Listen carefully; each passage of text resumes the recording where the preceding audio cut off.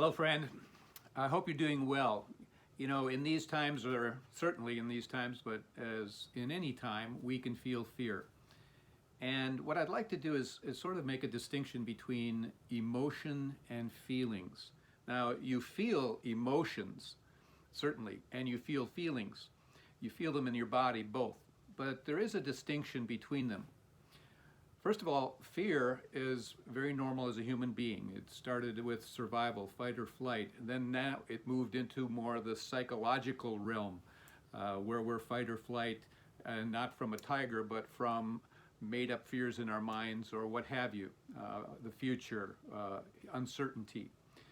But emotion basically is something that is out of our history, out of our past. It usually has something to do with a hurt, a wound, a false idea, some limitation we have about ourselves, about life, perspective, an attitude, a belief that is limiting and erroneous as a spiritual being, and therefore takes us out of the truth of our being. It does not feed us. It is not life-giving.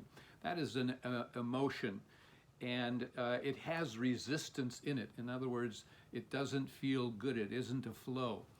And so there are things that fall into the category of fear, which is the mother of all emotions, that have resistance, in other words. Jealousy, anger, hatred, guilt, these kinds of things, and a few others that don't feel good to be felt in your body, and you know therefore you're separate from the truth. You're separate from your own wholeness of being. So that's an emotion. And feelings are also felt in the body, but feelings are not out of the past. They're actually in the moment. They're more spontaneous, and they are a flow, and they don't carry resistance. And feelings are of the category of truth, of divine intelligence, the truth of your being, the truth of life, the truth of your true nature as a spiritual being.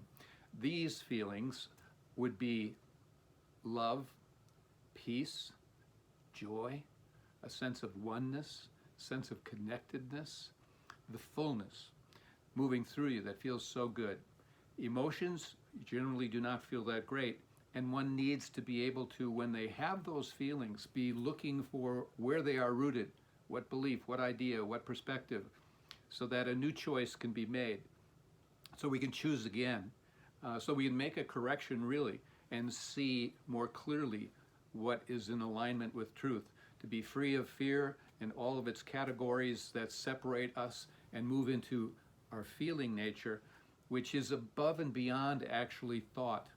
It transcends thought, because most of our thought and thinking is what we've learned in the past, what is in our unconscious or subconscious that is thrown up at us, that causes us to react in the moment, and sometimes we don't even know why. But we can learn, we can heal. We can feel our way through an emotion and then ask ourselves the appropriate questions as to where they are rooted and what the thought is that originates with them and how we can begin to heal. So as you go forward, recognize that feelings are our gurus. Our emotions are as well, because they reflect things that need to be corrected in us, and our feelings that are of the flow of the higher nature of truth are, again, gurus, because they say, you're on track, you're in alignment, you're tuned in, you're plugged in, nice going. So I wish for each and every one of you that you heal the things of your past and that you plant yourself in the moment where peace, love, and joy flow through you. God bless.